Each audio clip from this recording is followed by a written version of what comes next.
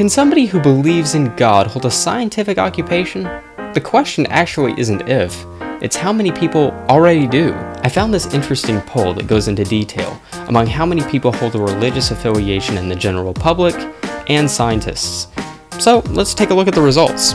They might surprise you. So the first item of data we're going to be looking at from this poll is going to be religious belief among the general public and scientists. The first one here, we see general public, 83% who believe in God. It does not specify from this poll which God, but I assume it is monotheistic. Additionally, we have 12% who say they don't believe in God, but do believe in a universal spirit or higher power. To simplify, they believe in something supernatural. 4% say they don't believe in either, and 1% who don't know or refuse to answer the question. Now we move to the scientists. 33% believe in a God, 18% believe in the supernatural, 41% don't believe in either, and 7% don't know or refused. Now I don't like math, but let's do just a little bit of it to determine who has the majority opinion. For the general public, if we add these two together, we get 95, and in dissent, 5%. If we use the same methodology in grouping these two together as we did in the last one,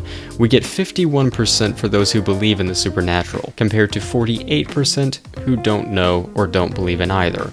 The poll goes further in showing the religious affiliations or lack of religious affiliation in further detailed data. Combining all the religious affiliations together, we have a total of 83% for the religions, in contrast to the 17% who do not have a religious affiliation. Now let's use the same methodology as we have before in looking at the scientists. Right away we can see the biggest change in this pie is that the Jewish, atheist, and agnostic categories have greatly increased from the general public study. Let's calculate the numbers again.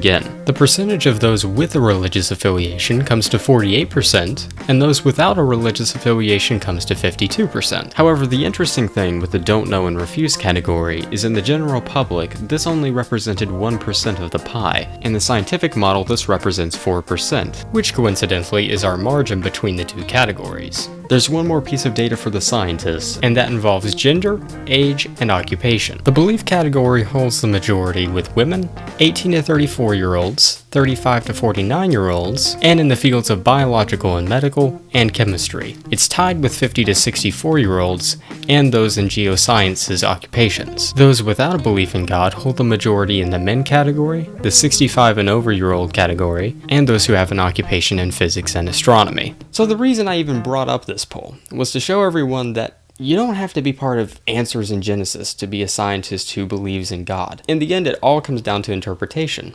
You can have two very well-educated scientists. When they look at data, they might have two very differing views. We both looked at data, we both came to an interpretation. You might cite it for the amount of skeptics that are in the scientist community. You might say that the believers' numbers are slimming down. You might say that they're growing. This is a matter of interpretation. It's what we do in everyday life, not just with scientific data. So anyway, everybody, just use this as an example that you can be a scientist and believe in God. Or not believe in God. Simple as that.